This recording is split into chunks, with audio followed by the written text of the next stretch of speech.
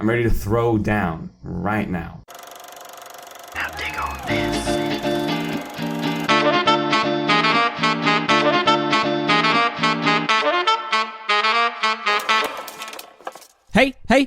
Hey, and welcome to Classic Movie Banter. You know that podcast where me, that dude Brenton, and that other dude at the end of the table, Nathan. I'm Nathan. We talk about movies that are 20 years or older. 20 years, or in this case, Nathan... 43 years? 43 years, and we tell you whether those movies are still worth watching today or not, and more importantly, if they're worth getting your mates around on a Thursday evening, putting that film on and having a good old watcheroo. Nathan, this week is a special episode. I know, we've brought on a friend, finally. It's like bring your friend around for some movies. It's like, fuck you, we've dragged someone into the living room.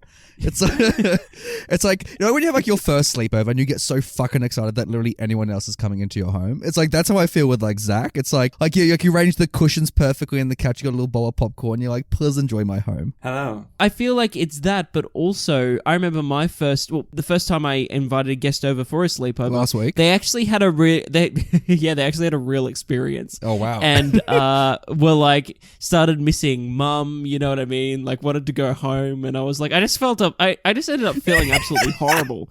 They just feel so shit, like, yeah. Especially after the build up of going, I'm so excited for this sleepover, and like, you know, like you said, the popcorn's ready to go. You know, it was a pizza night as well. Oh what wow. a letdown. But anyway, let's hope that our Zach doesn't good burst friend into Zach tears. here does. Yeah, exactly. Look, no promises. I might start missing my mom halfway through this, but That'd be so funny. We'll see what happens, I guess. Can you please just like abruptly phone call your mum in the middle of the episode? Because that'd just be so funny. Just like, I'm recording a podcast. She's already on FaceTime, and she's actually telling me what to say right now. Awesome. She's just feeding it to That you, seems yeah. like a really healthy relationship right there. Yeah, so totally healthy. I'm totally independent. Yeah, I love it. Nathan, would you please introduce Zach Yeah, to our This is Zach Weisel. He's an old mate. He's from Sydney, and he is an amazing lover of film and a good mate, and also is so bloody talented up and coming director. Like, Zach is just doing all the good things, aren't you, Zach? Like, were you just like shooting a film this week, or like not a film, but you're doing a shoot this week, right? Like, Yeah, I was assistant directing a short film this weekend, which was you can't see this, listeners, but he's like flipping his hair so casually as he's like saying it. Just I'm not even touching my hair right now. You would frame me. Nathan and I used to work together in the same company, and I used to make math questions, which made no sense for anyone. Yeah. Especially the people that had to read the math questions, and now we're here. But we both love movies, and like, it was so exciting because the last time I saw Zach in person was like when he left Sydney to go to like film school in New York, and like now he's like, what was it, halfway, 2/3 through it now, Zach? Like, I have a year and a half left, so time flies. Wow. And you were just starting this podcast. Yeah, literally, I was like a little young Wow. bright-eyed Nathan, like, oh, you know, we're starting like by the water cooler, and Zach's like, oh, what are you doing? I'm like, oh, fuck all my life, but starting a podcast. And he's like, oh, cool. Yeah, cool. and given the state of like, I guess like how time has gone and how the world has changed over the past few years, it's like just thinking back to that initial like, you know, start of the show, as well as like Zach moving overseas, it was a real time. And now we're old and withered, but not as old and withered as the cast of this movie that Zach has brought here today. Dude, I'm so fucking happy you brought Invasion of the Body Snatchers, because there's a couple of versions that exist, and you brought the 1978 version, right? I was scared I didn't specify the right gear, and I had this dream that like we were all going to talk about like these different versions of this movie, which I think would have been as interesting as us talking about this version. Probably. Wait. We watched the 1978 one. What? Oh no. No, I literally had the same thing. So Nathan, I literally got halfway through the film, and I was like to Nathan, this is definitely the right version, correct? Like this is it. Like it's not. We're not watching the one from the 50s. Like It's this great is the one we're watching. Brenton texts me. He's like, "Oh, is this the right version?" I'm like, "Yeah." And then Brenton's like, "Oh, good, because I've already seen it." I'm like, "Great."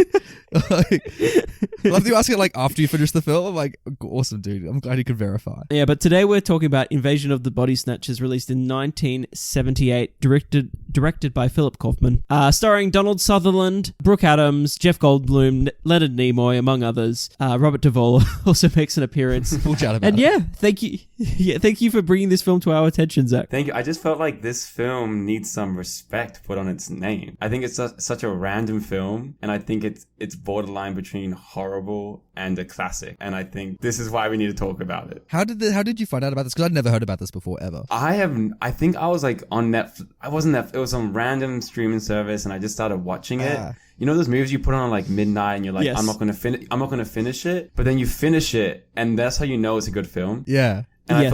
I feel like, and I've watched it maybe 6 months ago, and I watched it again, and I feel like ever since I watched it, I've used it as a reference. Like anytime someone's like, I need a reference for something, somehow I always bring up Invasion of the Bodies. I think it's just like one of the most useful films in the entire world right now. And I don't know why. That's actually quite true, yeah. From like a framing perspective, it's like if you're setting up a shot, it's like, oh, let's just do this one from Body Snatchers. It's like... Cinematography wise, I think they do everything in this. It's correct, like especially the first half. I think that we can talk about the third act later, but like the first 2 acts in this film, the shit they do with the camera is actually insane. I couldn't agree more. Before we get into thoughts and feelings though, Zach, for our listeners that have no idea what a body snatcher is, what an invasion is, what 1978 was, can you please explain to them, or can you please pitch Invasion of the Body Snatchers? Can you pitch me the movie? Picture this. A health inspector, his friends, Spock, you know. He's back. Yeah, like 48 hours, they're trying to survive this crazy city as these plants overtake these human bodies. And you go from bathhouses to apartment buildings to the street. Into a taxi. It's you go to everywhere, and it's super fun for the family. It's artsy, it's scary, it's intimidating, it's campy, it's everything you would want from like a partner. It's like a perfect cake. I would love that, man. First date, just be like, you remind me of Invasion of the Body Snatchers. It's like having a big night out, 5 a.m., there's a sunrise, You're eating food with your friends, watching the sun. You're in Ibiza. One of those. It's one of those. I feel like you can edit out whatever section you want from that, and I feel like that would perfectly describe the movie. Amazing. No, we're keeping it all in. We cut nothing. It's like you're saying there's something for everyone, and just to jump off the back of that, it's like there's things you didn't know you needed that are in this. You know what I mean? True. Like there's watching this movie a second time. I'm just like, I don't know. I just need to talk about this film right now.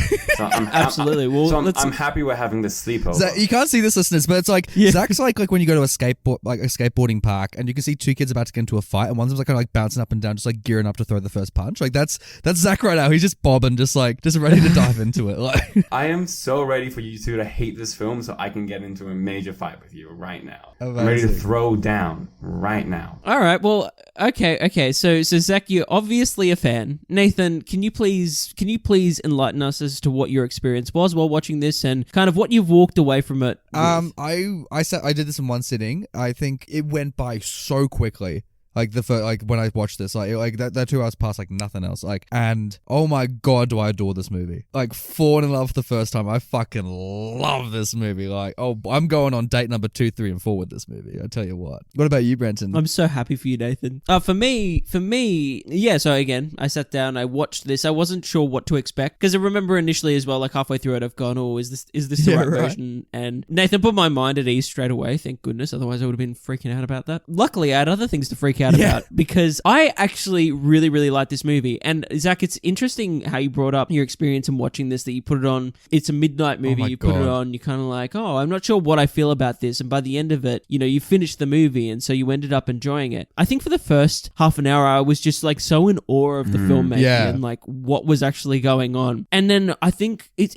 like as the film has grown, I guess I've also just started to like just be like you said, Nathan, just like my eyes are just glued to the screen. I'm interested in what's going on, and not only that, I'm just like, this is just the hidden gem of all other hidden gems. It's so weird and wacky, yet at the same time it's kind of poignant, isn't it though? And moving, and it's one of those movies, and this is a mark of a great film, in my opinion, is that I literally can't wait to watch it again. Same, and that's fucking rare, by the way. You two are gonna making me cry right now. Oh, wait. So do you give this to people, Zach, and do they not like it? Like, have you received hate from this movie? Like, I'll be honest. I don't know if we should talk about this now or in the spoiler section. But I have issues with the third act, and I think there's the campiness that could maybe draw people away, and I genuinely do feel like if you're into film or a filmmaker, you can see how smart this movie is on like a technical perspective and on like a creative perspective. But other than that, maybe you might just think it's a stupid movie. I'm scared about that. That's one of my biggest fears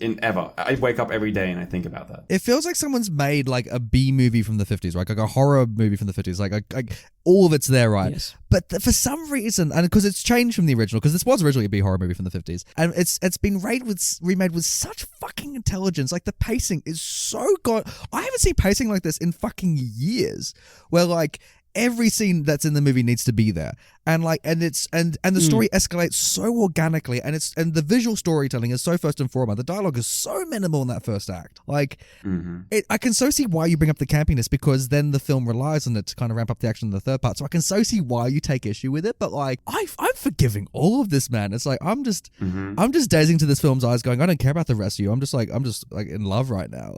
Yeah, it's like a director has taken this idea, has seen the original, is doing a remake, and and like you said, has made like an artsy B movie basically. And so it's like the campiness at the end like kind of comes in because it's relating back to what I guess the source material is. But at the same time, you know, like whilst watching this, it's just astounding that like this movie does what it does, given that it's a B movie vibe, sci-fi horror-esque thing that's going on, you know, with a few characters that are a bit eccentric, let's say, but at the same time quite grounded. Just doing more research and just like doing more reading, you know, a lot of people consider this like one of the great remakes of all time, of giving us something that we didn't necessarily know we needed, and which is why I mentioned that before, because I think that it just kind of elevates beyond like what I guess initially you kind of think it's going to be. But getting, I guess, more to specifics in terms of technicalities, because we keep mentioning, oh gosh, the filmmaking, oh gosh, the pacing and whatnot. I also want to give a big shout out to the sound design in this movie. Oh yeah, which is something that just just leapt out at me whilst I was watching it. It's so minimalist, yet it's so intelligent and gives you. We mentioned the vibe before. It puts you in such a mood while watching this. You're on the edge of your seat. You want to know what's going to happen next, but at the same time, it's still horrifying. It's still depressing. It's quite sad. It's still kind of poetic. I don't know. It's just this movie. I literally just can't wait to watch it again. The sound editor was Ben Burt, who the year before Body Snatchers did the sound effects for Star Wars. So like, it's the same fucking guy. So like, this guy, what a career to do like Star Wars and this back to back is like fucking insane. And you're so right, dude. And I think as well, this is one of the best blends I think of both like the sound effects and then the score. I think they work so bloody beautifully together, because the score is cut in half. You have this beautiful kind of jazz soundtrack set in like 1970 San Fran, where the titular body snatching takes place. So you got this gorgeous jazz soundtrack as you're seeing this high class Donald Sutherland kind of fuck about, like, you know, going like, oh man, everyone's bloody crazy in the city. It's in the 70s. Fuck, I'm Donald Sutherland. And then it kind of segues so effortlessly into this full horror soundtrack. And like, I remember by like the end of the third act going like, wait a minute, there's like scary sounds playing, and I didn't even notice it, guys. The cast is insane too, and it's something that you don't expect. Like this movie, what I'm confused about this movie is like how do they get this, like, what is this cast, like, what was the marketing for this movie? Was this meant to be like a blockbuster? Was this like is this in between like this art house film and this B movie and this like this blockbuster? And I don't know where it fully falls in those three categories. It's amazing. It's funny because I've never seen Leonard Nimoy outside Star Trek, and apparently neither of the rest of the world, because he did this post Star Trek. This was like his like going, I could be more than Spock, and like, it's funny seeing him be this kind of like asshole in the movie. like Spock's a different kind of asshole, right? So like, it's funny seeing him being this like kind of like, I don't know, this awkward psychiatrist that just like is trying to help the situation, but he's like so out of his depth, like, and like, he's still trying to act like he's in charge, just like act as though he's better than everyone. Like, I love what Leonard does. Yeah, I gotta say, for me, in terms of performances, I can't get past Donald Sutherland. I think he's such a good lead in this movie for various reasons that I can't really talk about because I'll have to go into spoilers, so we'll talk about his performance later But he's on. such a charmer. Yes, but it's brilliant on a lot of fronts because I think the setup, the beginning, middle, and end for that character, you know, he goes on such a journey, but at the same time, there's so many little subtle things that are going on that I again, it's one of those things I can't wait for a second viewing because I think the setup of this movie is so brilliant, by the way. Isn't it? I finished the movie and I immediately thought of the beginning, specifically about Donald's performance and like how things were inferred, how things were. Something else I want to talk about as well is that, and I can't really get into this because of spoilers, but this movie is quite... You mentioned, Nathan, that it's got a gradual, like in terms of the music, that it was gradually, you know, heading towards that horror, campy vibe. But at the same time, this movie also balances with like moments that of just like immediate juxtaposition, of just like striking contrast that would just like come across the screen that you're like, holy shit, like that was just like a moment that came, like not necessarily came out of nowhere, but that was so jarring and adds to the horror. This movie's got it all happening. It's like you're right, Zach. It's like an amalgamation of so many different things, and yet it seems to pull it off, which is just quite remarkable. So kudos to everyone involved. Yeah. Like, well done, seriously, because it's not easy to do. I'm shocked that people don't talk about this as readily as they do. You know? And like, maybe because it's in the middle of a pandemic, but like the whole time I was watching this movie, I was just cutting myself going, I wish I saw this in a drive-in movie theater. Like this is it. This is the movie you see at a drive-in movie theater. Like this is what Michael Jackson was eating popcorn to in Thriller. You know what I mean? Like this is the kind of shit you do. Like, you know what I mean? Like, you know, like it's so fucking perfect for it. Like, I can't think of a bad department. Like, besides the third act, Zach, were there weak elements to the movie that you're like, oh man, they could have done better with this? Like, I think the movie, I'm trying not to like say too much, but I think the movie excels when it's like, I think the first hour and a bit is like perfect filmmaking. I think it's so. Yeah. intimate, it's close. I like the characters are popping off, the dialogue, the tone is so correct and tight, and I couldn't think of a thing I would want to cut. And the third act does become a bit more of this bigger blockbuster, campy kind of set piece, which I think works. And I think the first two acts are so strong that I'm in it for the third act. But I question if there's a movie out there that kept that really tight tone throughout the whole movie. Yes. There's a point in this movie that I will say I felt myself, there was an urge there, I think, to clock out because of, let's say, that blockbustery element. And again, like I'm assuming, just doing more research, that it's in reference to, you know, the film from the past and whatnot, and that this is a remake. But at the same time, I feel that if we kept what the first two acts did so well, it really would have been quite... I think the ending would have had way more impact than what it does. Not to say that it doesn't have impact, because it does. But I think, oh man, you're right. What a film that would have been. And I can't wait to talk about it in spoilers, because there's a specific moment, there's a specific scene that happens that I was just like, damn, like this is fine, you know, like I'm on board, I want to know what happens, but I don't necessarily need this. I think we all know what you're talking about right now too. Yeah. We do, but the listeners don't. Like, ooh, stay tuned. By the way, listeners, go watch the movie if you haven't seen it. Like I don't really say this much on the show, but it's one of those movies that like I'm like, pause this, come back to it, go watch the movie. It's like 2 hours long. There's a couple more things in the non-spoilers, because I know we're all itching to talk about some scenes. I really love the practical effects, especially for a film from 1978. Like, all of it holds up. Even like the opening shot where we kind of see where these creatures come from. Like, that's fucking gorgeous. Like, Jesus, the effects are like so much better than they should be for a film on this budget. On the back of that, Nathan, it reminds me of like, you know, fantasy, sci-fi that kind of eases you in at the same time. Like, you know, you're talking about these effects, that right? And I know that like that opening credit sequence is, you know, quite beautiful in the sense of like, you're like, oh, what am I looking at? Oh, these effects are really good, and you kind of understand the gist of what's going on. But at the same time, where this movie goes with its special and practical effects, you'd have no idea from like the first hour of this movie. And that's some of the genius of this movie. Yeah, that's right. It's kind of like the George R.R. Martin effect, I guess, of like creating a world, making it as grounded as possible, making it a reality, and then easing in these elements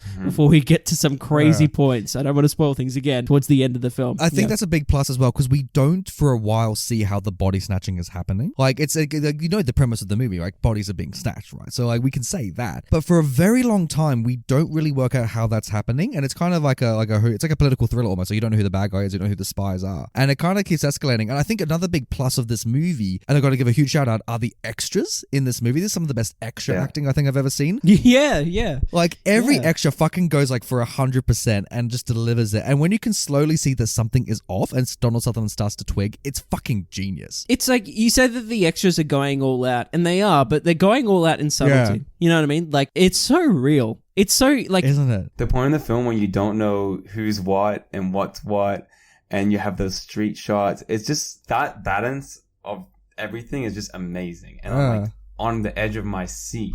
And I'm so in Sutherland's like mindset. It's amazing. I'm gonna leave and watch the movie again right now. I know, you're just gonna have play in the background, just like, no, Zach, we gotta keep talking about it. It's like one thing I'm curious about it as well is I think we can talk about this in non-spoilers. I'm interested what the film's thesis is, because initially you could just look at this as like B horror movie, right? And you could say, like, oh, it's just about humans having their bodies taken over. Oh, doesn't life suck? But like, I think there is something intelligent underneath here, because the film, I think, at the forefront argues about emotions, and maybe it was like a time of hysteria. I think Phil Kaufman did an interview where he was saying it's about like the anxiety of the 70s or something like that. How people getting paranoid of the Cold War and that kind of stuff. Like, there's a metaphor in there about that. But first and foremost, I think the film's trying to talk about just like keeping yourself cool and trying not to like lose your head in these scary scenarios. Like, did you take away that message, or did you take away a different message from the movie? There's a line that talks about, we're about survival and living without emotion, and I just think it's so interesting seeing that play out in the film. And I do feel like I can't really pinpoint it where, but I do feel like a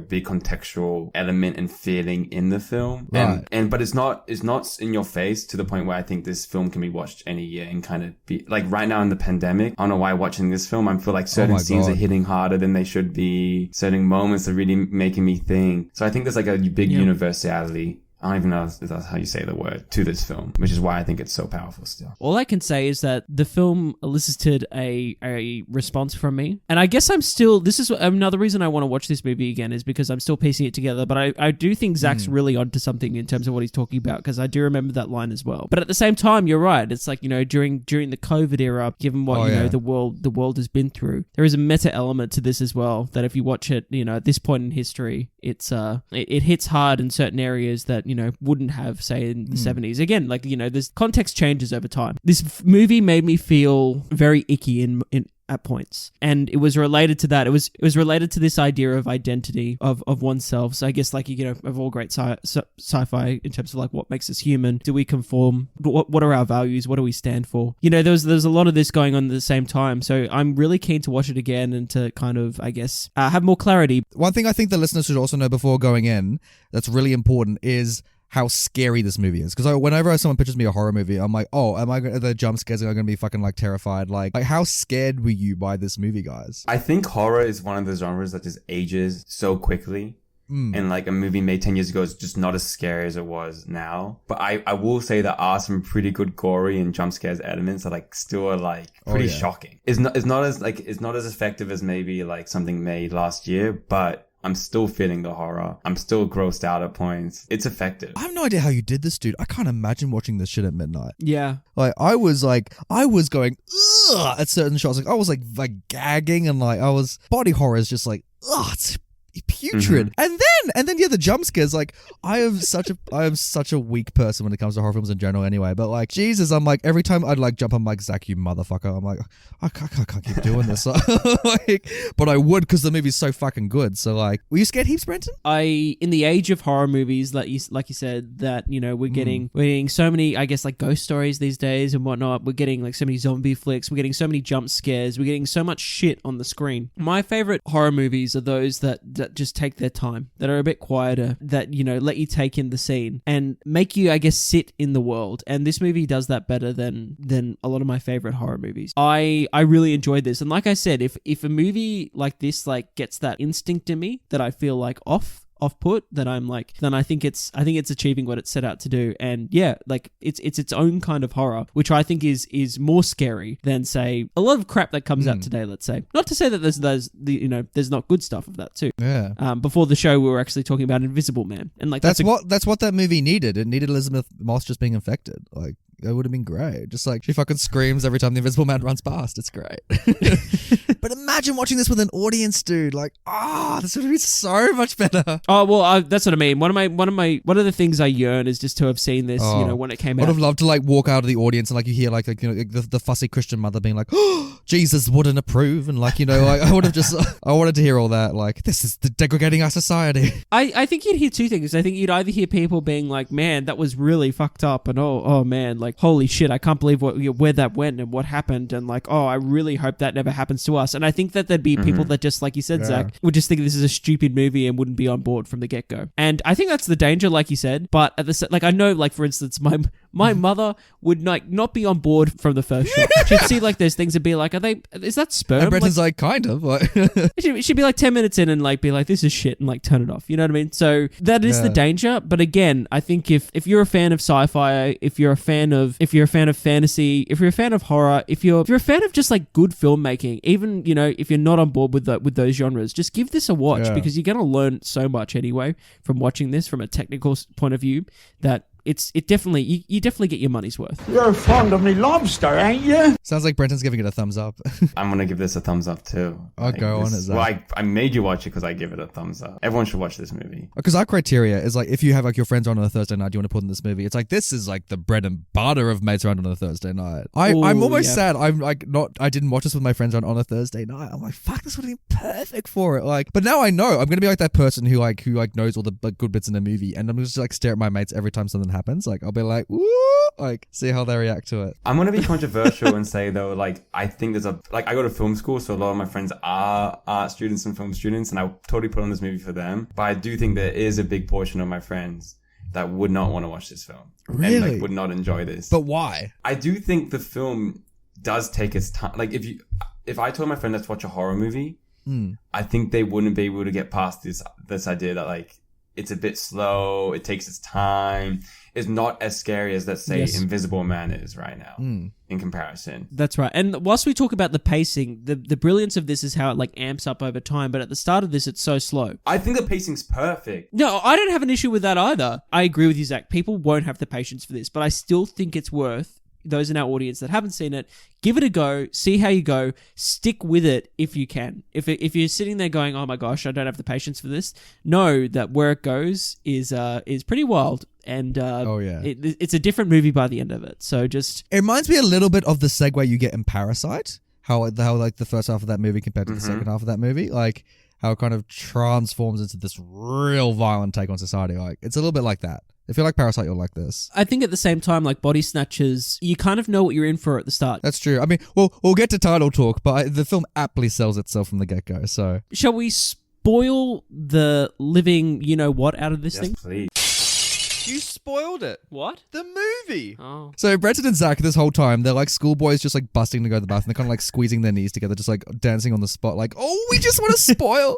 This is one of the hardest movies to talk about without talking about like specific moments and specific scenes from this, I feel like. Yes. Yeah, take it away, Zach. What do you want to chat about? Everything and nothing. I think, okay, can we just talk about the final shot? Like, first of all, like, I think that's something that, like... Yeah, go for it. It's, like, the standout of this film. Did you know it was going to be in this movie? Like, going into it? Like, did you know it came from this movie, this famous shot? No. So I was... Neither. And then as that scene started playing out, I'm like, wait a minute. And when it hit, it's such a big hit. Isn't it? It makes the movie, in essence. Like, this bleakness that it provides, but it's also... It's like, it's a perfect emblematic moment of the whole movie. It's bleak. It's kind of like over the top, but it's tonally perfect. It's playing with everything at once. It's playing with your expectations. You brought it up, Zach. So I want to go off the back of you, and I just want to talk about the brilliance of Donald Sutherland in this film and the way that character is presented throughout the whole movie. So that movie, that moment you mentioned is over the top, and from a performance standpoint, absolutely, and it hits so hard, and it's horrifying. This whole film, I have never been more scared than that moment. Like the sound effect, the facial expression. Everything. It's horrifying. But Donald Sutherland is like such a collected guy through this whole film. You know what I mean? Like his character is like, he's first introduced as this food inspector and he's like talking about rat shit or whatever. You know what I mean? He's like, eat it, go on.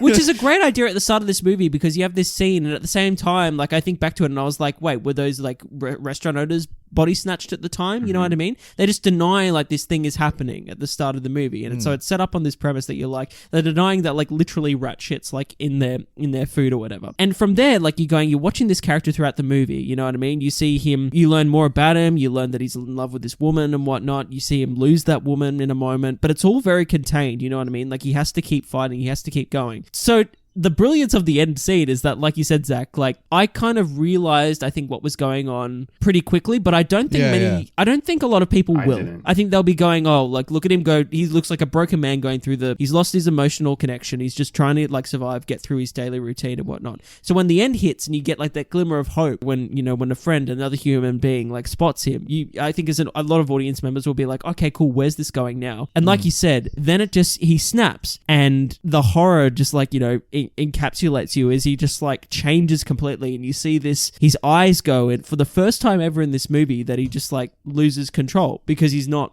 human anymore. He's not his character. It's such a brilliant moment, and it's like the setup of the whole movie to that moment. Oh man, it hits. It hits, and it's just done so well. Well done, Donald. I just think good on you, Donald, and good on the filmmakers as well. But I just think he nailed it. Good but work. did you know? Because like hard cuts from him like losing at the shipwreck to like we'll have a few weeks or months in the future. So like I like as soon as you see him in the office just kind of like going through paperwork, I'm like, I wonder if he's infected. Like I was thinking about it. Like it was definitely turning in the back of my head. Like were you suspicious, or like was it a real surprise that he was like gone at the end? I knew as soon as like just before when he was holding the newspaper, just before the people start walking in file by his office, like there's the shot of the door and you just see the people going and then he goes and joins them. Before that shot happened and we saw the people walking, I was like, this isn't the same character. And it's funny because you give Donald a lot of props, but in that scene, almost as much credit needs to go to the girl's reaction to him being infected as well. Because like I forget her name. What's that? Veronica Cartwright. Yeah, Veronica Cartwright. Yes. Because she does like that full. It's so cliche. It's like the cold convulsing with the body, and she's like screaming her face off. But like her reaction to it is like it's so emblematic of what the audience is going through as well. It's that despair, not only because of oh gosh, for her own sake of being like, right now, I'm on the run again, or I'm gonna be snatched right now, right here and now. There's no one. There's literally no one. There's no one left. It's so sad. Who was like, because we see a lot of major characters fall over the film, right? We see them slowly have their bodies replicated by these body snatchers. So like, were there any deaths throughout the movie that really affected you? Like seeing these characters, like Jeff Goldblum go down, see like, Leonard Nimoy go down. Like, were there any that really hit you hard? This is one of my issues with the film. I do feel like Jeff's, and we're first name basis right now, Jeff's death like didn't hit me as hard because it wasn't that like big blockbuster moment, and it's like, and those elements of the film felt a bit like more fun and stuff. When you realize Leonard's bad, and then when you realize he's bad in the second time, it does hit. And when they get injected with the sleep, that's like the silence in that, when Sutherland's just looking him in the eyes and he's just like, you're gonna kill me, you're killing me. And then they had the conversation about emotion. Because meanwhile, Veronica's like screaming at the top of her lungs, like, I love you, Donald Sutherland. And like, he's just ignoring it completely. He's like, fuck, how do I get out of this? Like, yeah, like, because I didn't realize he was body snatched in the end. And then I kind of compare his performance in the end to his performance in the beginning. And there's not like how he was kind of going through his day and like cutting up the papers or going to health inspect. It's like, there's not that much difference. Really? So then, that does bring up an amazing conversation and amazing dialogue in the film about like what this movie is about. I'll add another moment in terms of, let's say, despair or loss that you have in the movie, and that's when literally Donald Sutherland's holding the love of his life. Oh my god! She like disintegrates away in his arms. Elizabeth, I think that's the most horrifying part of the film because it looks so good for being 40 years old. I couldn't. I looked away at a certain point.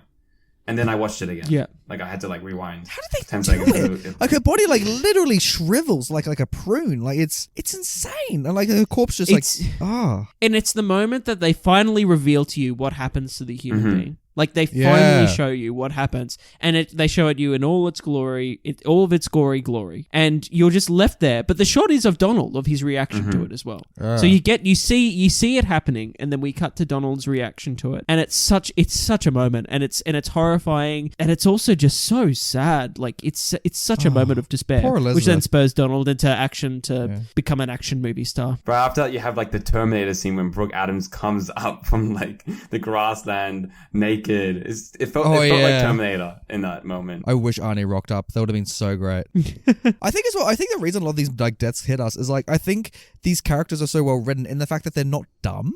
Like this is such, like, it's so easy for a movie like this to have characters make stupid decisions and make like the wrong thing and that kind of stuff. But for the most part, compared to a lot of horror movies, these characters kind of know what they're doing, especially for civilians. Like they report their program immediately to the police and kind of realize that the government's corrupt. There's probably a metaphor in there somewhere. You know, they're consistently working together and like, okay, let's go to this point, let's go to that point, and that kind of stuff. Like no one betrays the team except for like if they get infected. It was nice seeing characters act intelligent in this. I'm like, because this is probably how I'd react if I was in San Fran at the time. I think it's nice to have a group of really intelligent characters. Like we're dealing with a group of people that are, I guess, not the norm. They are intelligent. They look below the surface. They don't assume face value. But at the same time, this situation, it's impossible to survive it.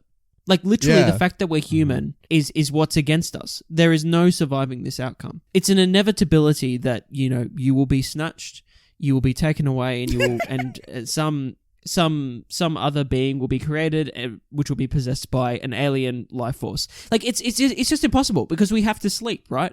Like you can't survive this longer than whatever it is, 48 hours or whatever. I could just see Brenton just doing a little PSA in front of like the Australian Parliament, just being like, "We're all fucked. Like, don't sleep." Like, we are, like, the fact that we're human and that we're a biological life force and we need rest, we need to recover. We're just screwed. Like there's no way you can. And so like I was sitting there, and when you start thinking about how you would react in this situation, it's hard to be like you'd love to think, I think, that you would keep fighting the good fight. But even if you do that, like Donald does in this movie, eventually you're gonna give in. It's almost like you wish that ignorance was, ignorance is bliss in this movie. And like, it's funny because you see the crazy guy at the start who like jumps in front of Donald Sutherland's car and he's like, "Oh, we're all fucked." Who's like the guy from the original 50s movie, and he's amazing. And you're like, Donald Sutherland's like, "Oh, Jesus, fucker, like, calm down." And like, you realize being woke is such a crime in this movie because like then he just gets like fucking like mauled by the mob, and that's when you start to realize like things start to twig. Like it's genius. And like, especially even from a filmmaking perspective, how like you got the cracked windscreen and then you're seeing the world through this kind of cracked glass, and it's like, and there's long takes in this film. Like the shots like linger, they pan, they zoom in, and that shot, like, it's behind the back, they're silhouetted, he's telling a story, like it's a stupid story, and they're kind of laughing, he's putting on like an accent, and then all of a sudden, bam, it hits you. And it's such a good moment in the film. I do have gripes with this movie, like, as I do with all films. I'm wondering, why do the characters go to Donald Sutherland in the first place? They're like, feck, right? Obviously, there's something wrong with like half of San Fran. It's like, what the fuck is this like renowned psychologist gonna do about any of this? That's something I thought about, especially watching the second time. Like, who the fuck are these people? Like, why are they all friends? Like, Jeff goes to like a bathhouse after like they're at like a book release, and then like and no one likes Jeff as well. Yeah, no one likes him. And I'm like, why don't they like him? Like, who is he? What does he even do? And then Veronica's like massaging a fat man. And I'm like, why are these people all friends? Like, who are these people? You're not wrong. It's so weird. And they go like this like high art party, and they're like, and Jeff Goldblum's just like trying to chat to someone about something stupid, and like they're just wasting time. And you're so right. Like none of these characters have anything in common, which I think makes it so brilliant when they all have to work together. It's a bit like Shaun the Dead when you see like this group kind of come together that all hate each other, but they have to get through this apocalypse. Like it's great. I'm so glad as well you brought the mud baths as well, because I'm like, man, I fucking hate mud baths. Like this movie just reaffirmed for me how just like how I would just never go ever in my life. Like, do you know anyone that's gone? Is this a thing people love? It looks so gross. It looks like chocolate in this movie, though. It looks like Augustus Gloop in the chocolate lake. I'll say this, Nathan, that it was a perfect setting for a horrific sequence. Yes. Seeing, I guess, like the kind of bodies covered in that moss. It's our first, I guess, like, reference of this kind of like body horror, type stuff that's in this movie. When you see these bodies that are being created, in this like mossy vegetation. It's really messed up. And I think the bathhouse was like they could have used anything else, but I think the bathhouse really works because you still get that like that very clinical feel of like, drawing back the curtains to reveal things and whatnot. Having like all these little beds everywhere. It's quite clinical, yet at the same time horrifying because, then there's these baths of mud like in the background as well. So yeah, it's quite an unsettling setting. But at the same time, it's kind of convenient that Veronica just works at the bathhouse, the mud bathhouse, and Jeff goes there, I know. It's just like, and I love like the introduction to it where like that one fat guy's just trying to get out. She's like, oh motherfucker, not again. Just like, just like trying to help him climb on out. Like, I also like this idea that Jeff's got to cleanse himself of like Leonard Nimoy every time he releases a book. He's like, I just can't deal with this shit. Like, he's such a fuckwit. I'm gonna get in the mud. Like, it's so funny. That It's so scene is great. so good when Jeff is slowly like getting dry lips and his nose is bleeding, and it's like it's like the subtle transformation, and then when you realize it's okay, segue, when Sutherland has to smash his own face in. Oh yeah. Oh yeah. That is one of the most profound images. That was my reference before of like things that just like jolt across the screen and just like that just horrify you, you know, at a moment when like it's such a gradual build up, and yet there's moments that will just like snap and be like, no, here you go, like take this, you know, get this image in your brain and never let it leave you. And it's, oh man, like the effects on that are brilliant though. Yeah. Like, you know, Aren't they? it's still horrifying, and it's still as like impactful as like any real head smashing that happens in film today. Could you do it? Could you smash your own face? What's really interesting, he doesn't smash his friends' faces. He looks at all of them. He's like, it doesn't really feel right. But he looks at himself. He's like, oh god, I look ugly today. Oh, this stupid curly hair. And he just fuck me, just smashes it in. I think I would. Like in that specific scenario, I'd get an axe and I'd be like, so that's what I look like when I die. Zach, it's hard to say. Like, I think I'd like to think I would. I think I'd like to think I would. You know, I'd be like, oh wow, this is horrifying. Like, you know, but at the same time, you know, it's your face. Yeah. You know, like it's Just dude, give me the axe. If you can't do it, I'll do it for you. Like seriously, I have no hesitation with that. Like, you want me to smash us some face with an axe? You give me a bloody axe, I'll take care of the planet. well, on this note, like, did you guys ever think that the way the bodies were being snatched was that they were growing other bodies inside of pods? You would fall asleep, you would die, and this other body would just start living as yourself. Because initially, I'm thinking that the plants are just like sending the alien life force into your head, and it starts just fucking with you, right? And it's the same body. But the fact it was a different body, I just did not see. Like you saw it coming, but I didn't see it coming at the same time, and I was like, this is so much more fucked up than what I initially thought. Yeah, man. And like how the new bodies like sweep up the old like dust, like basically, and then like throw it in the garbage truck. Yeah. It's like, it's so, even it's just like it's so everyday. Just like Philip Kaufman, he loves just the zoom in shots of like the larva and the flower, just like the gooey kind of like, it's just that it's so instinctful to see like this like flower just like literally birth out. It's like how you can't look at childbirth. Like it's just that same kind of thing where you see all this goo and liquid just pop out and just like when Sutherland's head like is being birthed, it's coming and it's so visceral. And it's so much like childbirth and so much like I can't imagine birthing Sutherland out of my like.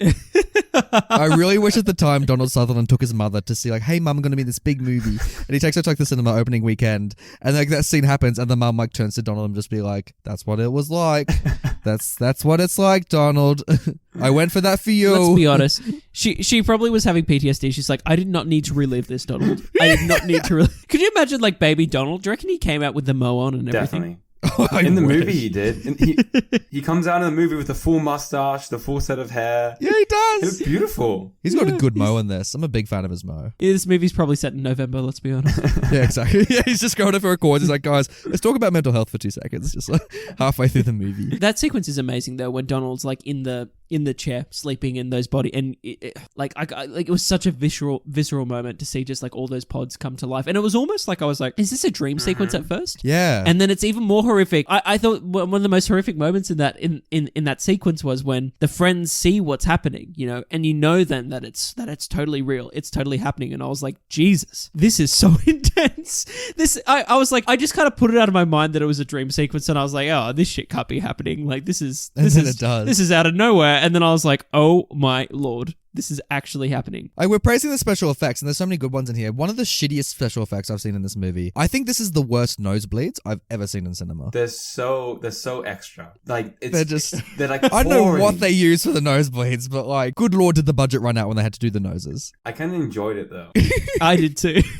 But maybe if I was watching this in like when did this come out? 1976? 78, yeah. 78, and it wasn't meant to feel as campy as it does now. Maybe it would have taken me out more, but like I'm approaching this as like a 40-year-old movie a bit, and with that comes a bit of like that age, and I was enjoying it.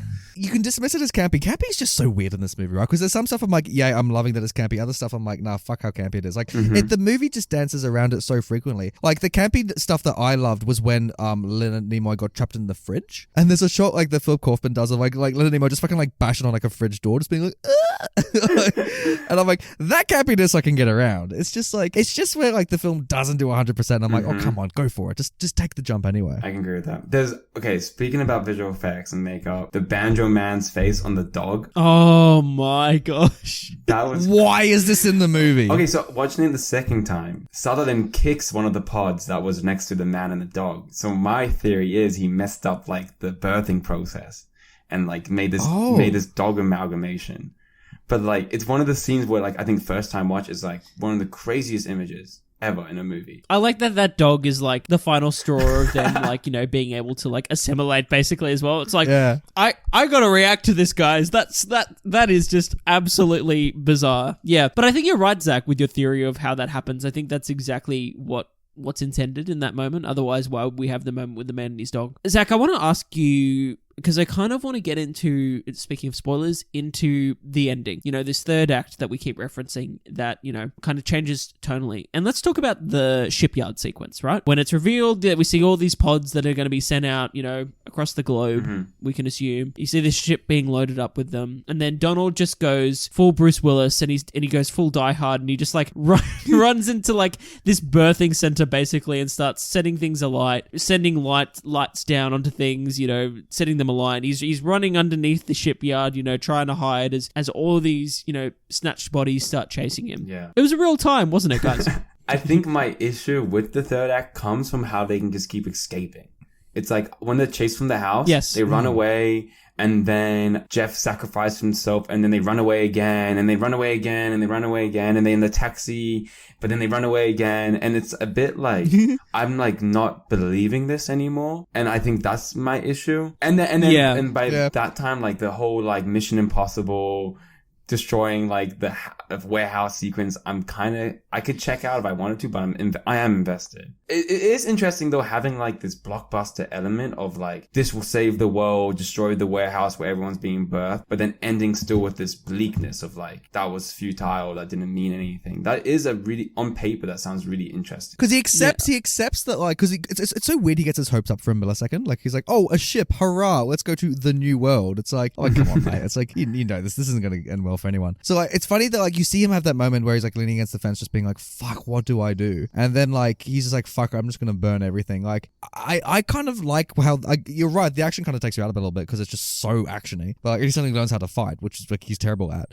But, like, I do like that it just shows how desperate he is. Like... Yeah. I do like that. It's sad, man. I wasn't like going like, yeah, fine, he's going to kick ass. I was like, it just felt just really depressed. I think, I just want to reference again, Zach, I think the moment that I had the danger of clocking off and I went, I don't know if I buy that, and I don't know if that was the most interesting choice in that moment, was the taxi ride. And when the taxi driver's like, get him, Joe. And then it pans to the back of the car and like the door's like shaking a bit. Yeah. That's right. It's like they let them escape the taxi. Like, how did this happen? There's so many guards. Like, what's going on? It wasn't like the middle of a free ride. There's isn't exactly like a... Yeah, that's and right. They just ran like for 2 hours straight back into the city. It's like... How are they not tired? They haven't eaten. Then he pops like 5 pills of speed. He's like, how many minutes take? 1. Oh, yeah. And he's like, I'm going to take 5. Okay, see ya. Well, for a moment I thought he was like ODing. Like he was intentionally just trying to like kill himself. I was like, oh, that's interesting. And that was like, oh no, he's just taken 5 because he's like, we gotta stay awake here. Yeah, it was a real moment. I was like, I don't know if that, like, aren't you a doctor? I guess he's not. I guess he's a health inspector. Yeah. I guess he is just a health inspector. Yeah. that's right. He just knows what rat shit looks like. Let's be honest. That's It like, would have been great if like the restaurant owners came back later in the movie, just like they're like really bitter and they're like, ha, like, where's the rat shit now, Donald Sutherland? Like, just thinking back to, I guess, like logistically things in this movie. We kind of touched on it before in the Man and His Dog, and it's like, it's interesting that the dogs are being snatched as well. So like, are some aliens coming back as like Dogs? animals? like Probably. they can't communicate. They can't communicate with like the other humans. Like then, you know, they can't as a society if they're all the same thing. And so like, who gets to be human and who gets to be like someone's dog? Like that would just suck. yeah, that would be pretty shitty. But at the end of the day, like when you finally find out what the aliens are there for and they finally explain themselves at the end of the movie, they just said their only goal is to survive. I don't think they really care. There we go. That is true. I feel like there's a moment of like clarity I have in this movie when the aliens start grieving, I guess, like for the humans that are killed, like the snatched bodies that are killed. Yeah. So like when Donald like kills someone, they're like, oh my God, you just killed my alien friend Joe, who was a sperm that I was with for like 50 years. You know what I mean? Like you get that and you're like, oh, that it still kind of hits in their own way because they're also fighting for survival. in a shitty way. I think it's interesting thinking about how these plants, like in the opening shots, these shots, you instantly know this movie is going to slap. It's just like shots of the hallway. Yeah. You see the husband or boyfriend like with his headphones on in the reflection, but like center frame are all these plant life, and the plants are blowing in the wind, and it's really subtle. And they have this full conversation, and this entire time you see the humans in the reflection, and behind the glass are these plants moving at night. And it's like this subtle, beautiful shot. From that moment, I'm like, this movie is gonna be amazing. Dude, I was there from the opening scene. Even when you just like see like their home planet in space, like, I was just like, I was sold. When the plants are spreading on the leaves. Yeah. I'm like, how did they do that? They must have had to do that done that for real, right? It's the 70s. Yes. It must have been a practical effect. You know what's funny? Watching this during the pandemic. Oh, well, like everyone's getting infected. I'm like, no one's socially distancing. You all would be alive if you did it. God damn it, wear your masks. Like I was having that knee-jerk reaction to them as they were getting infected. Yeah. It's very bleak. It's what we need in these troubling times. Just a sad film. Cool. Well, shall we get into some special segments? Yeah. Special segment. Ooh, so special. Do you think, Brenton, this movie could be a musical? I think it could be. I don't know if it'd be a good one, but hey. Oh, come now. I mean, why not? The thing is with the musical conversation, Nathan, with this is like, yeah, it's a funny idea in my head, but I'm thinking about it logistically, and I don't know. There's not really any horror musicals. Sweeney you know what I Todd. mean? Like, I watched Sweeney Todd Yeah. 2 weeks ago, and I think that is one of the best movies ever made.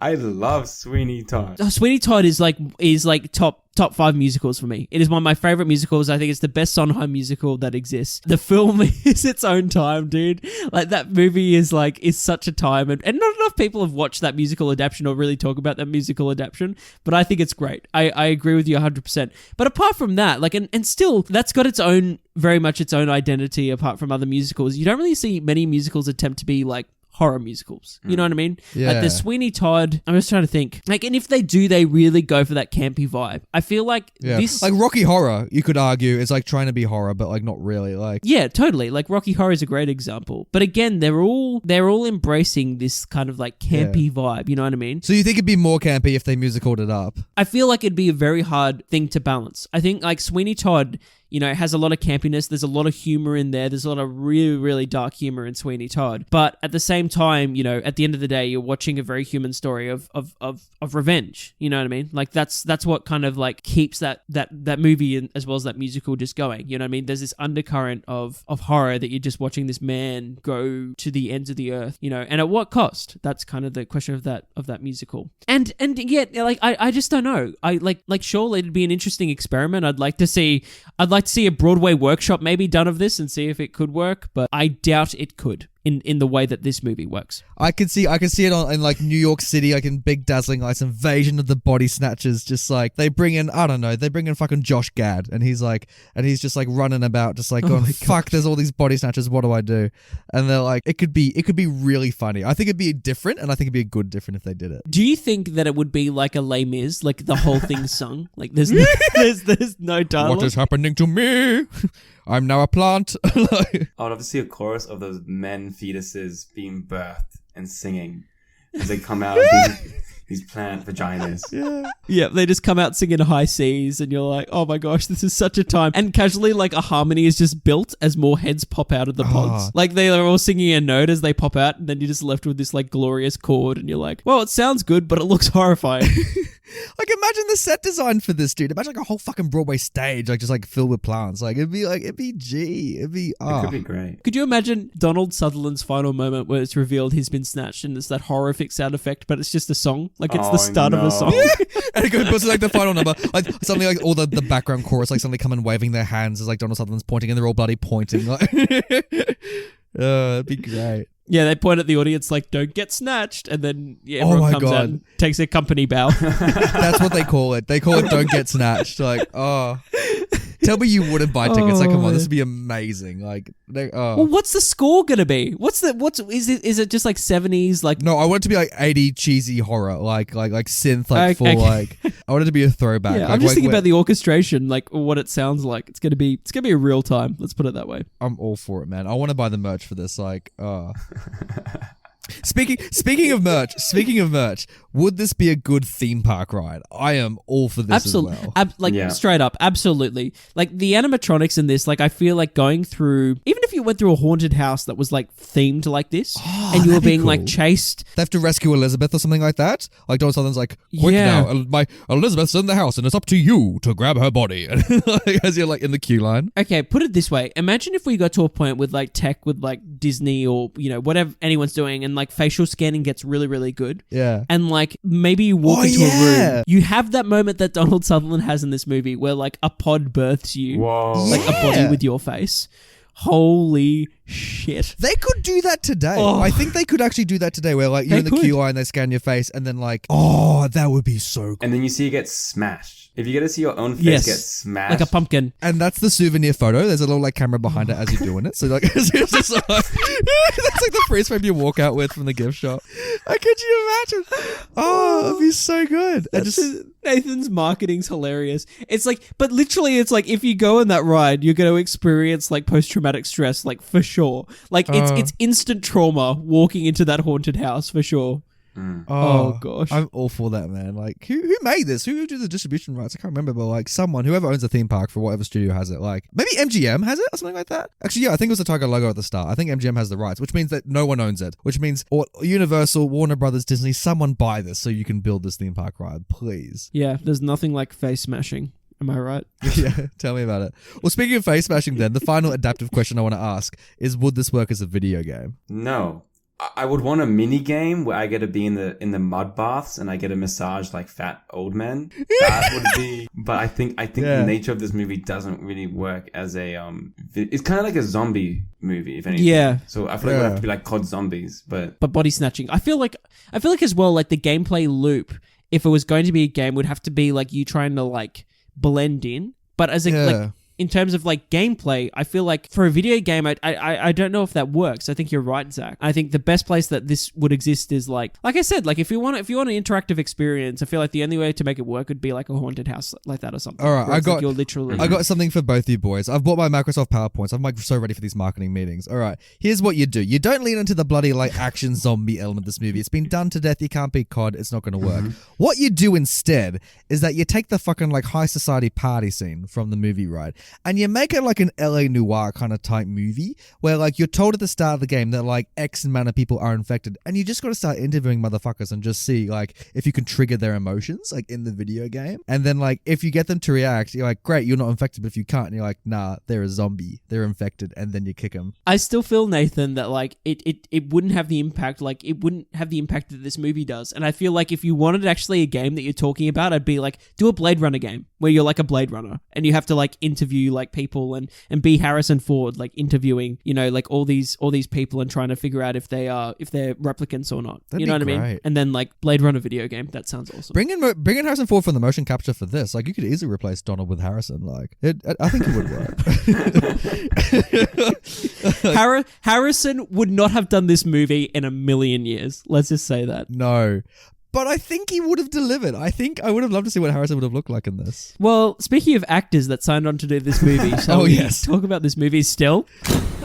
It's blinding. So what stills this movie is a segment of the show where Nathan or myself pick a single frame from the film we're reviewing, and we usually pick that on the basis of it being quite comedic or just a beautiful piece of cinematography or something else that's interesting to talk about. You can find the still on our Instagram page. The links are below. There's so much going on in this image, but let's talk about why Robert Duvall is in this movie and that I was astounded when I saw him just here, right? And I was like, I presumed that he was going to be one of the main characters. But literally, this is his only appearance in the film. Do you know why he's in this movie? I couldn't find it. I couldn't find why he's on. Because this is like after Network. Like this is after like some of his like acclaimed performances where he's like established as, you know, as Robert Duvall. And here he is being like a background extra basically as this priest that's swinging on a swing next to this little boy. But that's the thing. How did Philip pitch it to? It's like, you know what? We need someone to be swinging on a swing next to a small child as a priest. It's like, Robert Duvall, can you please do that for us? We're thinking of you. You know what I mean? Like I would have been insulted if they asked me to do this. I feel like he must have offered. Like I feel like there's no other way other than him offering himself as a priest to swing next to a child. And the shot is only like 4 seconds.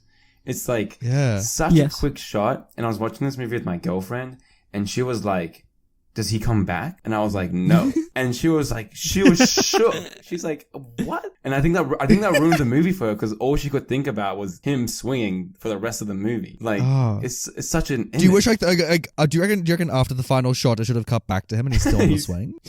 Just like, he's still swinging. Looking at this image now, do you think he was body snatched? I was about to ask the same thing. I like to think he was, because otherwise this is a priest that's out for young blood, basically, and that's a whole other conversation that's happening. But I think it's a possibility that he's not snatched. But part of me is like, this is like one of the first snatchings. You know what I mean? And this is an alien trying to blend in. They go straight for Robert He's Duvall. watched these children, and he's like, I'm going to try and blend in. And it's just going wrong in all the ways. What's interesting, though, is that no one reacts to this. Yeah. That is so interesting. If he's trying to blend in, they blend in from like what they know. Does this priest then normally swing with little kids? And what does that imply? Yeah. Like that.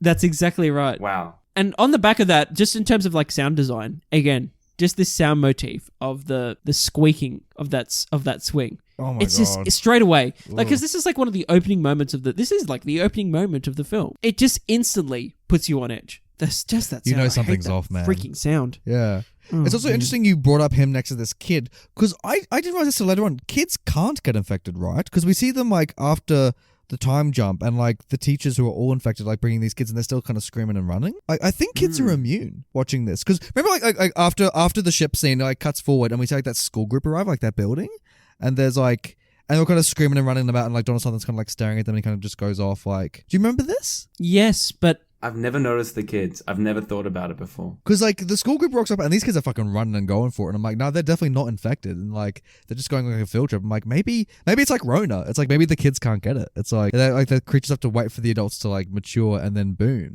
they get snatched. here's an idea. I presume that would make sense, because we don't really know if the pod bodies will grow like human bodies do, whether they'll wither and die. Maybe they're just made and they stay intact as the way when they were born. So maybe they're waiting for the kids to get older and then snatch them. Yeah, that's true. Maybe old people are immune to that degree as well. Like the body like snatchers like go, ugh, I don't want to be an old man. They're just like, they just want to go for the young models. They're like, yeah, save it for later. That's a really interesting point, Nathan. I didn't think about it, but now you say it, it would make a degree of sense. Well, hey, Hey, let's look at this film's poster. Brenton, Yes, let's look at this film's poster. but is it art? Are you a poster guy, Zach? Would you have movie posters in your room? Like, When you told me that there was a poster segment, I don't really think about posters that often. I think about them like on a subconscious level, where I'm like, I could watch this film looks shit, but I've never really like admired posters and like beyond this. So I'm excited to break down Invasion of the Body Snatchers now. He's putting like a little beret, holding up a pipe, just like wrapping a scarf around. Just like, let's look to talk about this visual art. It's like, but it's true. That's I think why we do the posters on this show. It's like because no one talks about it that much when there's such an integral part of old movies. Like that's how. But posters were the way you would find out if you watch a movie or not. So like back in the day, I don't know how I feel about this poster. I don't know either. Like, I like the roots. I like that the roots are like underneath the people of them like getting snatched. But it does make it look like it's an action movie because they look as though they're pacing about to strike, the four of them. I don't even know if this really gives the movie an identity at all. Like, I don't even know. Like, this doesn't really elicit a response. It doesn't make me feel anything. I'm just kind of like, okay, cool. It's like this, like,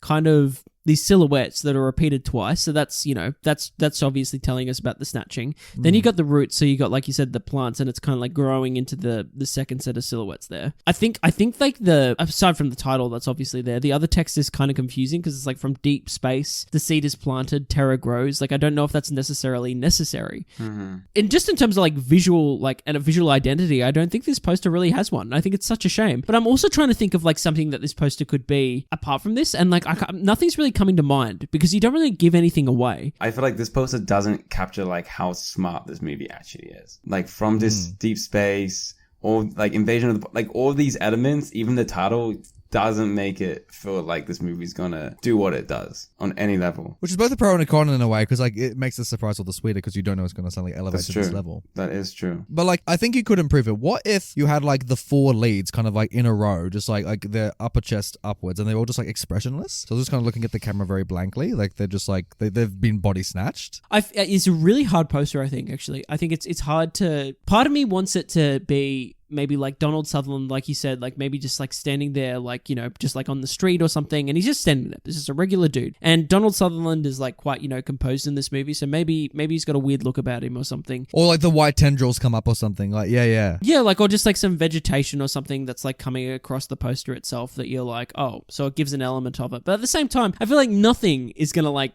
you said, Zach, really sell this movie on what it is. Like, I feel like nothing is... Okay, what if it's the Catch Me If You Can poster, where like we just get like, you know, like it's like Leo and Tom Hanks, like, but they're all like running away or like as like silhouettes, and then like on the other side of the poster is like silhouettes of like plants just like fucking sprinting, just like. But I feel like that is just so cheesy that it's like, and that's not what the movie is at all. Like, it's just like people are thinking they're going to watch Little Shop of Horrors then or something. You know what I mean? Like, it's... I could get around it. This movie is so many things that I feel like no poster could ever capture what this movie is. Maybe that's what they do. They have like 10 different posters. It's just like a mural, like. Yeah, maybe it's like a set of posters, like, you know, like modern like superhero movie posters. Oh that's yeah, got, the like, character a poster single for shots. like each of the characters. Yeah. I don't know. Maybe it's like there's a poster of Robert Duvall. I'd buy the Jeff Goldblum one. I don't know. I don't know what's gonna work. Maybe you literally just have a poster that's like a pot plant. You're like, all right, cool. I guess. All right. Well, wow. I guess we're not going to resolve the poster. Let's talk maybe about the title instead. Ooh, it's the title. Invasion of the Body Snatchers. Like, what I think it's one of the most perfect titles because, like, was there some Invasion of the Body Snatchers? Like 100%. And did they snatch bodies? I mean, a part of me kind of wishes they literally snatched bodies. I think it'd be really funny. They just like kind of like hook them off screen, just like. Yeah, there wasn't a lot of snatching. It was more like putting someone to sleep and then disposing them in the garbage. Yeah. Invasion of the Body Recyclers, just like they're green.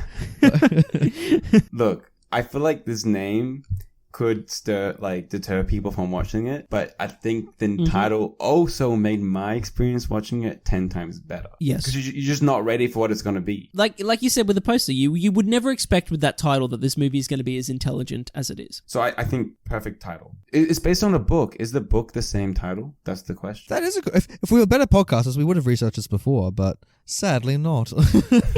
So the novel is the novel is from 1955, and it's called just The Body Snatchers. Nah, this is better. Boring. I like the invasion. Hate it. By the way, the cover art for the novel is much better than the poster for this film. It's basically the moment where the woman disintegrates towards the end of this movie, but it's basically like Donald Sutherland's character holding like a lifeless corpse, basically in the middle of a street. That's interesting. Oh. Yeah, that could work. Yeah. If it was a different character and they didn't spoil it, then maybe it might be good on a poster. Yeah, and I feel like the problem with that, it goes too much into the idea of like Zach said, the title works so well because you're not expecting for what this movie is going to be, whereas that image just kind of gives away where we're headed. It's too bleak. Anyway, let's pass it to the people. Pass it here. What? The power to the people. if our audience heads on over to the tomato meter, you will see that this film had a critical consensus of 93% with an audience score of 81%, which is really interesting because this movie wasn't that well, it wasn't really critically received well at the time of its release, and I guess it's garnered more love as the years have gone on. But it made bank, which is interesting. I mean, I can see why. Like, you know, made for 3.5, like made 24.9. Isn't that crazy though? There's only like back in the 70s, this only cost $3 million to make. Yeah. Like, imagine trying to make this for $3 million today. Like, that's just crazy cheap. Like, man, I would have loved to see how they cut the budget for this. Like, and like, I wonder if like Philip Kaufman, like with all this money that he made, if he was ever tempted to do a sequel or anything like that. I can see Hollywood being like, right, invade some more bodies.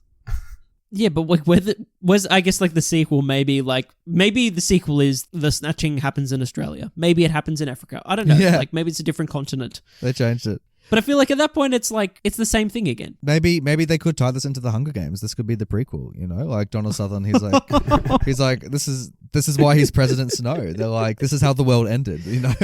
And he's like, I'm the last body snatcher alive. Like, yeah. Maybe he goes to make his speech and he's just like Yeah. and everyone's like He's like chatting to Jen Lawrence and like he's like, because does he like he's always like bleeding in that movie and he's like on like the white pedals or whatever. So like Jen Lawrence is like having some chats. He just starts pointing at her. She's like, this is odd.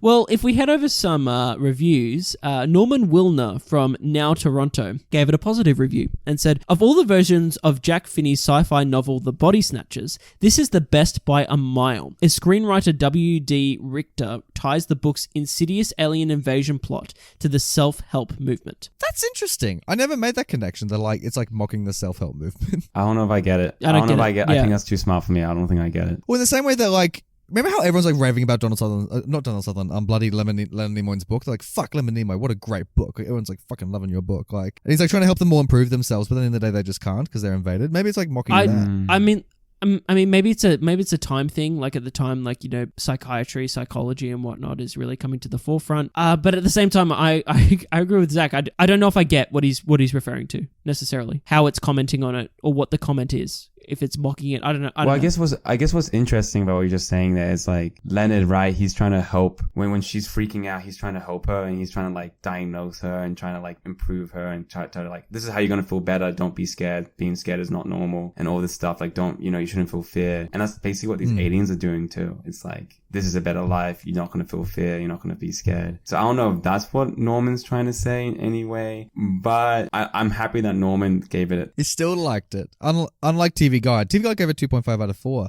and said, the film collapses midway because of unsure and sloppy direction, unsplintered story continuity, and the overacting of Adams, Cartwright, and others. Do you think the overacting is enough to drag down this movie? I think this review is horrible because it says sloppy direction, which I think is one of the strongest elements in this film. So I don't trust TV Guide at all right now. TV Guide, whoever reads them, like. But I don't think they overreact. I don't think they're overacting either. The overacting comment I don't think is really well founded, because I think the performances are quite grounded. Even Jeff Goldblum, who is like the most eccentric guy ever, or so, as Jeff, as Zach calls him, he is like really kind of pulled back in this movie. You know, like he's quite grounded. He's quite, you know, real. I know that he's like just going on about how much he hates the psychiatrist the whole time. He's still, in terms of the Jeff Goldblum filmography, this is one of his most grounded performances, I'd say. Which is saying something, Jesus. Sarah. Scary at the time, campy, fun now. 3 out of 5. Campy, fun now? Like, you were scared, right? Like, it's both campy and scary. Like, it's not like one or all, right? Look, if this movie wasn't scary, I would think I'd still watch it and enjoy it. Yeah. But I think Sarah's really minimizing what this movie is right now. I wouldn't even say that this movie is really a fun time. Even if there's moments that are a bit campy. Like, you don't watch that last shot and go, geez, that was fun. Yeah. What a fun time I just had. Yeah. Good time, guys. Can't wait to watch that again. I'm imagining Sarah laughing at that last shot. Like, she must be body snatched if she's laughing at that. That'd be great. I would love to do that. Like, could you imagine like you're walking out the cinema and you just start like randomly like screaming and pointing at people as they walk out just to fuck with them? Like, oh, it'd be great. I'm pretty sure you would get an axe to the face. I probably would. If you did that. Like, wow, why would you bring an axe to a cinema? Joshua T gave it 1.5 stars and said, the sound work is great and most of the cinematography is good, but the predictable story has been done to death and the characters are nothing special, especially today. The movie was great for its time, but it hasn't aged very well. I can see what he's saying because outside Donald, none of them really go through arcs per se. Like, but the movie's not about that. It's not a character study. Like, you're not going to get an Oscar performance in here. That's right. It's like I still don't get it. It's like, what do you mean the characters are nothing special? Like, I don't know. Like, I feel like the characters were all pretty well founded or were pretty believable and, you know, were people that exist. You know what I mean? Like, I feel like the characters were characters as opposed to just being like disposable income, which is what most horror movie characters are anyway. Yeah, they're not archetypes that you see in a horror movie film. Like, they're actually real people reacting like genuinely to a situation. Maybe that's why they're disappointed. And it's also like predictable story has been done to death. It's like, I don't know if I've seen this story before. No. One part of this, I can understand like this whole genre of like zombie film, invasion film. I can understand that the feeling and like kind of the plot line being done to death, but I think this film is so specific in how it does it that it's refreshing. So I think Joshua can be body snatched as well. I'd also just like to say that, like, even though a lot of horror movies have the ending where, like, a lot of horror movies end of, like, basically, like, you think you're safe, but then the character's not. And it's like, oh, how horrific. We're just going to end on this jump scare and we're going to end on this thing that's like, oh, God, that person's actually this. And you're like, oh, damn. This is, like, one of the only movies I've seen that trope done that it's been really impactful. That it's actually really worked for me and left me contemplating things, you know?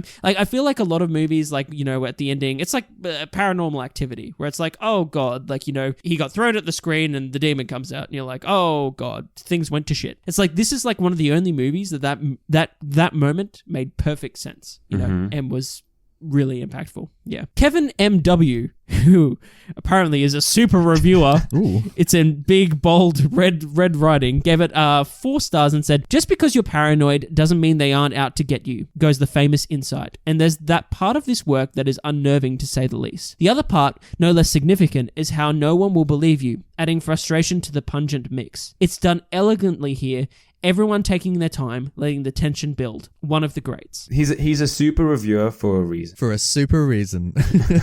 Kate W, 4 out of 5 stars, said, weird, not as good as I thought it would be, but not as bad either. Not enough Jeff.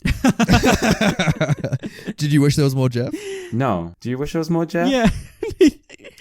I wish there's maybe a tiny bit more Jeff. I get right. Maybe like one more scene with Jeff. Maybe a character introduction where he's in the mud bath. Just a little bit more of that. Like one thing I do wish is that like his demise was better or like built up more. Because like his idea to sacrifice himself doesn't really like, I understand like he's not really liked in the group, but like it doesn't really feel that amazing to me. Like that's one of the weakest points of the film. Is like he's like, I'll run away, and that's really it. You know? Yeah, it comes out of nowhere as well. Like he's kind of like a coward most of the film. So like it's weird he kind of turncoats like that. It's quite a rushed moment, which I guess it makes sense because the moment itself is rushed and it's such a spur of the moment decision of like, I'll do this, you do it, guys do this. But at the same time, you're right. It's like we don't get really where that comes from, apart from the fact obviously he cares about his friends. I also think that just like too much Jeff might derail this. Yeah. It's like he's not the focus. Donald's the focus, and maybe you're right, Nathan. Maybe one more shot of him in the bath. Yeah, maybe if we had like aged up Jeff, you know, maybe like Jeff Goldblum today, like that. Maybe just hard cuts at the end of the movie to like Jeff Goldblum today, and that's why he's so fucking weird. Like he just got body snatched like 40 years ago, and so like that's why you are what you are, Jeff Goldblum. It's great. Brenton S, we'll finish on this, said, great film, ! I remember seeing this at the drive-in theater in 1978. I was 12 at the time. Holy shit. And I do think that. I think people that would have watched this at the time, I think there'd be a group of people that would absolutely love this movie and have specific memories of how they viewed this or what the feeling was or like how the audience reacted or just seeing it on the big screen with the sound and everything. And I think it would have had a significant impact on a group of people. So yeah, like, you know, if that was you in our audience, please write in and let us know, you know, how you watch this movie, when you watch this movie, what you think of this movie. Because that was Invasion of the Body Snatchers. Zach, thank you so much for bringing this film to our attention. Thanks, and for dude. joining us for like one of our longer movie reviews. I hope that we gave this film the time I guess you would view it deserves. So thank you so much for joining us. For having me and this film and Jeff. You know, Zach like drags him into the room. It's like he's bored. Like I hope someone else watches this film because of this podcast. Because I think it's a great film and I think it doesn't get enough attention or talked about enough. Well, let us know, listeners. Let us know, like, you know where to find us. Look below all the links. Like, if you watch this movie, like, let us know if this scares you shitless. If this, like, you know, gives you the mood we're all in. Because we're all just kind of like looking down, being like, oh man, being alive sucks. Like, like we could just get snatched any second. I mean this too. I mean, like, if you're like one of the film's detractors, if you really don't like this, you don't get it, you can't sit through it. Like, write in and just like give us a detailed response as to like why you feel that. Yeah. Because we'd love to hear from you. Yeah, I'm actually surprised you two loved it. I wasn't fully sure if I was just being like controversial with how much I was loving this film and if I was like really forcing it, you know, if I was like making it a masterpiece in my mind. But I'm super happy that you two also are as passionate about this movie as I am. I thought Nathan was going to hate this. If Oh, I'm being really? honest. I thought that you were going to I thought you were going to shit on it for like an hour and just point out things in the plot and things and just be like, this movie's absolutely terrible. But that wasn't the case, and like this has ended up just being like universal praise for like. I know, just us gushing for so long. I think as well because like also like the story is so tight. Like the pacing is so good. Like if this was a slower film or like, you know, the characters weren't as intelligent, I would have easily been turned. Despite how excellent it's been made. Nah, man, I bloody love it. I think as well, Brenton and I the past couple of weeks, we've been in such like a romantic mood. We did like A Knight's Tale, then like 10 Things I Hate About You. Then we talked about like dates in movies. So like we've been on such a romantic train to suddenly go from like that to like fucking body horror. It's like we've needed this, frankly. No one ever says that they needed body snatchers. No, you know what I mean? until they now. needed a bleak existential crisis. Yeah. But hey, listeners, thank you so much for joining us for another week of Classic Movie Banter. We can't wait to see you all later in the week when we continue our talk on body snatchers in the midweek show and we talk about your responses to the film as well as what's going on in movies today. Check that out on Friday. Feature Fridays with the Banter Boys. It's a good old time. And yeah, have you got anything you want to plug, Zach? Like, Nah. we'll throw your Insta on the description. Follow me on Insta. No, don't follow me. Don't do anything. No one DM me. Like, stay the fuck away. Like, I ain't, like, I'm not accepting any requests. Like, If you keep introducing us to films like Invasion of the Body Snatchers from 1978, you can come on every week if you want to. oh please, it's like Zach, you can even replace Brenton. Like, I'll make the call. Like, just like, I feel like you're about to snatch me. You know what I mean? I feel like. oh no. Were you birthed from a pod, Zach? Look, I don't want to talk about it right now. I feel like I'm going to end up in a garbage truck, guys. So hopefully I'll see you later in the week. All right, see you next week, everyone.